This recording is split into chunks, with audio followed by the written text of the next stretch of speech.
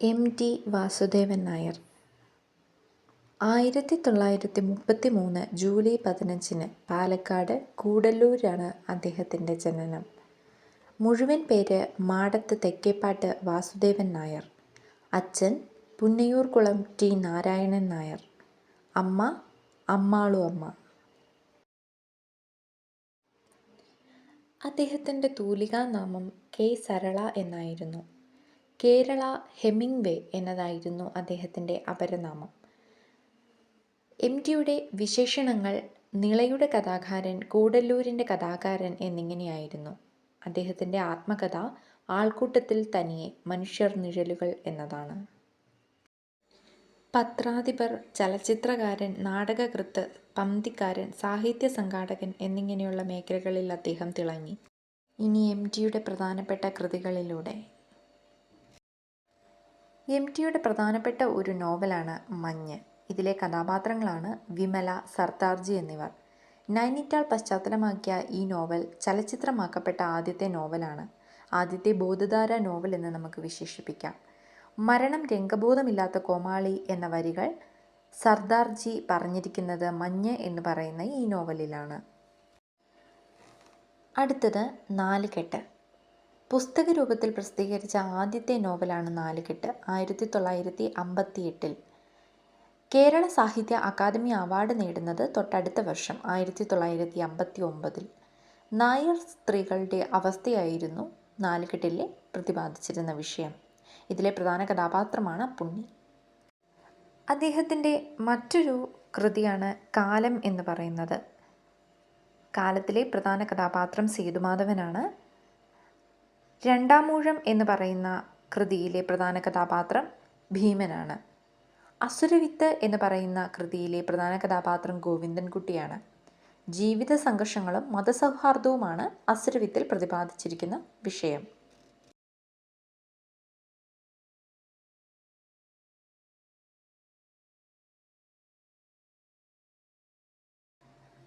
വാരണാസി എന്ന് പറയുന്ന അദ്ദേഹത്തിൻ്റെ കൃതിയിലെ പ്രധാന കഥാപാത്രം സുധാകരനാണ്. മോക്ഷപ്രാപ്തിക്കായി വാരണാസിക്ക് പോകുന്നതാണ് ഇതിനകത്തെ പ്രതിപാദിക്കുന്ന വിഷയം. വാനപ്രസ്ഥം എന്ന് പറയുന്ന കൃതിയിൽ പ്രധാന കഥാപാത്രങ്ങൾ വിനോദിനി, കരുണാകരൻ മാഷ് എന്നിവരാണ്. ഇതൊരു ചെറുകഥയാണ്. പ്രണയത്തെ ബേസ് ചെയ്തിരിക്കുന്ന ഒരു കഥയാണിത്.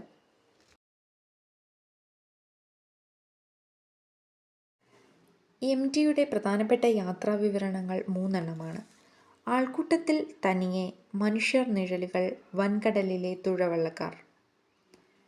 ആൾക്കൂട്ടത്തിൽ തനിയെ എന്നത് അമേരിക്കൻ യാത്രയെപ്പറ്റിയും, മനുഷ്യർ നിഴലുകൾ യൂറോപ്യൻ യാത്രയെപ്പറ്റിയും, വൻകടലിലെ തുഴവള്ളക്കാർ ചൈന യാത്രയെപ്പറ്റിയും വിവരിക്കുന്ന യാത്രാവിവരണങ്ങളാണ്. എം.ടി എഴുതിയ ഏക നാടകമാണ് ഗോപുരനടയിൽ എന്നുള്ളത്. അദ്ദേഹത്തിൻ്റെ ബാലസാഹിത്യ കൃതികളാണ് ദയ എന്ന പെൺകുട്ടി, മാണിക്യക്കല്ല്, തന്ത്രക്കാരി എന്നിവ.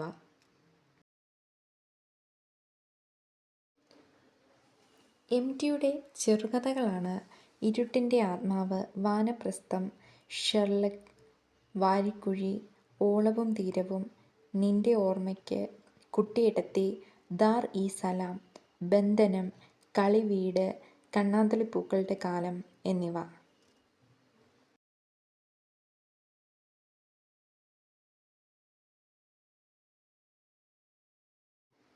എം.ടിയുടെ പ്രധാനപ്പെട്ട നോവലുകളാണ് നാലുകെട്ട്, മഞ്ഞ്, രണ്ടാമൂഴം, കാലം, അസുരവിത്ത്, വാരണാസി, വിലാപയാത്ര, പാതിരാവും പകൽ വെളിച്ചവും എന്നിവ.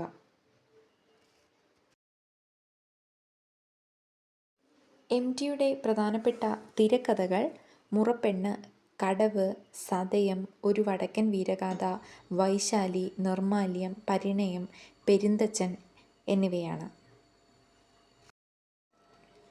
4 തവണ മികച്ച തിരക്കഥയ്ക്ക് ദേശീയ പുരസ്കാരം നേടി. 50-ലേറെ ചിത്രങ്ങൾക്ക് തിരക്കഥ എഴുതി. അദ്ദേഹം സംവിധാനം ചെയ്ത സിനിമകൾ: നിർമാല്യം 1973 മികച്ച സിനിമയ്ക്കുള്ള രാഷ്ട്രപതിയുടെ സ്വർണ്ണപ്പതക്കം നേടി.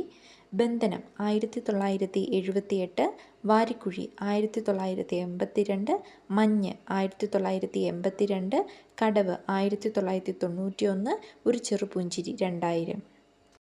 മറ്റു ഭാഷകളിലേക്ക് പരിഭാഷപ്പെടുത്തിയ അദ്ദേഹത്തിൻ്റെ കൃതികളാണ് നാലുകെട്ട്, കാലം, മഞ്ഞ്, അസുരവിത്ത് എന്നിവ. നാലുകെട്ട് ഇംഗ്ലീഷിലേക്കും, കാലം തമിഴ്, തെലുങ്കു, കന്നഡ ഭാഷകളിലേക്കും, മഞ്ഞ് ഇംഗ്ലീഷ്, ഹിന്ദി, ബംഗാളി ഭാഷകളിലേക്കും, അസുരവിത്ത് ഇംഗ്ലീഷിലേക്കുമാണ് പരിഭാഷപ്പെടുത്തിയിരിക്കുന്നത്. എം.ടിയും എൻ.പി. മുഹമ്മദും കൂടി എഴുതിയ നോവലാണ് അറബിപ്പൊന്ന്. അദ്ദേഹത്തിൻ്റെ കൃതികളുടെ പഠനം അദ്ദേഹം തന്നെ എഴുതിയതാണ് ഹെമിങ്വേ മുഖവുര എന്നത്. അദ്ദേഹത്തിൻ്റെ മുഴുവൻ തിരക്കഥകളിലൂടെയും നമുക്ക് ഒരു വട്ടം കടന്നു പോകാം. ഇരുട്ടിൻ്റെ ആത്മാവ്, പകൽക്കിനാവ്, നഗരമേ നന്ദി, അസുരവിത്ത്, കുട്ടിയേട്ടത്തി, ഓളവും തീരവും, ബന്ധനം, വാരിക്കുഴി, ഏകാകിനി, ഓപ്പോൾ, വളർത്തുമൃഗങ്ങൾ, വിൽക്കാനുണ്ട് സ്വപ്നങ്ങൾ, ഇടവഴിയിലെ പൂച്ച, മിണ്ടാപ്പൂച്ച, മഞ്ഞ്, നഖക്ഷതങ്ങൾ, പഞ്ചാഗ്നി, ആൾക്കൂട്ടത്തിൽ തനിയെ, അമൃതം ഗമയ, വൈശാലി, ഋതുഭേദം, ആരണ്യകം, താഴ്വാരം, ഒരു വടക്കൻ വീരഗാഥ, പെരുന്തച്ചൻ, കടവ്, പരിണയം, സുകൃതം, ഒരു ചെറുപുഞ്ചിരി, തീർത്ഥാടനം, പഴശ്ശിരാജ എന്നിവയാണവ.